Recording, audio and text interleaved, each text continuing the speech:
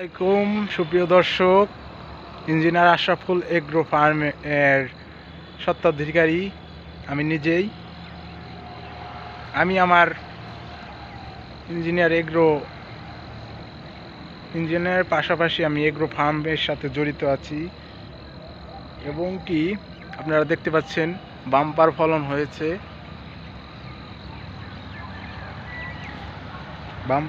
হয়েছে। চারা ঘাস। প্রাণী সম্পদ অধিদপ্তরের পরামর্শ অনুপাতে এই ঘাসটি রোপণ করা হয়েছে। চারা ঘাসের 16% থেকে 18% পর্যন্ত অন্তর আপনার প্রোটিন সমৃদ্ধ ঘাস হিসেবে পরিচালনা এবং কি ল্যাবে টেস্ট করে আপনার কৃষি অফিসাররা আমাদের এই দিক নির্দেশনাগুলি দিয়েছেন। চারা ঘাসগুলা দীর্ঘমেয়াদীভাবে বর্ষা অনুকূল না আসলেই আপনার এটি দীর্ঘমেয়াদীভাবেই আপনার ফার্ম পরিচালনা করার জন্য পরিচালিত হয়ে আসছে।